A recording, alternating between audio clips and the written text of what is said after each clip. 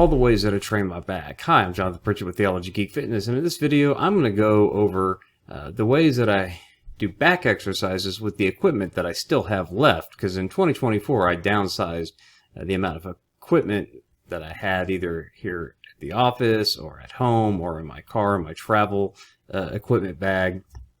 And so I'm going to go over what I do to train my back with the exercise equipment that I still have left. And if you've watched my 3 best back exercise videos featuring different types of equipment that I've been using, you'll notice that I stick to 3 basic movement patterns. It's going to be a vertical pull, it's going to be a horizontal pull, and it's going to be some kind of isolation exercise, typically either a straight arm press down, which isolates less, or a variation that does essentially the same thing, which is a pullover.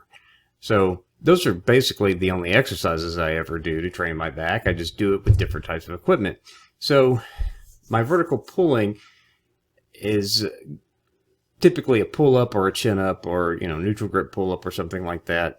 Overwhelmingly, that's what I do for my vertical pulling movement in all of my workouts, though every now and then I will do something like a lat pull down using a cable pulley system that I have with the Angles 90 homemade weight.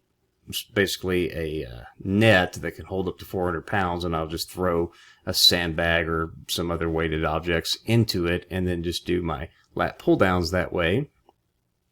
Or you can do lat pull downs with resistance bands, or even you can kind of mimic that doing kind of a jackknife pull up with a suspension trainer, or kind of a bent over lat pull down movement. But that's basically what I'm doing with the equipment that I have for my vertical pulling movements. For doing my horizontal pulling movements, occasionally I will set up 2 pulleys and do kind of a seated row as if it was a cable machine.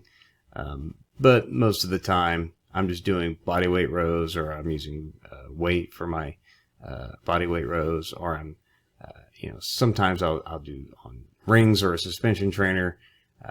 A lot of times I'll use resistance bands for that, or whatever. But most commonly I'm just using dip bars to do my rows. And then, of course, when it comes to, I don't really do the pullovers a whole lot. I mean, almost never. So for the straight arm push downs, I can, again, go to the pulley system if I wanted to, but most of the time I'm just using a resistance band. I found that works great for that exercise. Doing kind of the equivalent of that on rings or a suspension trainer is kind of awkward, so I don't really do that a whole lot. So most of the time you're going to see me on my pull day, after I've done my pull-ups and rows, I'm going to just use a resistance band, because I found that just really is the best tool for that job, believe it or not, more so than trying to set up a pulley system for that, or trying to do it awkwardly on rings or a suspension trainer. So resistance bands, don't knock them. Even if I have moved away from using a lot of resistance bands exercises, that's still the one I go to the most for my isolation exercise, doing the straight arm press down, and it just works for me. I just really like that. It's usually the last back exercise I do on my pull day, so it's a great finisher for that. So those are the ways that I'm typically training my back with the equipment that I have. So what are you doing to train your back at home, and what equipment are you using? Let me know in the comments, and I appreciate you watching this video. We'll see you in the next one. God bless.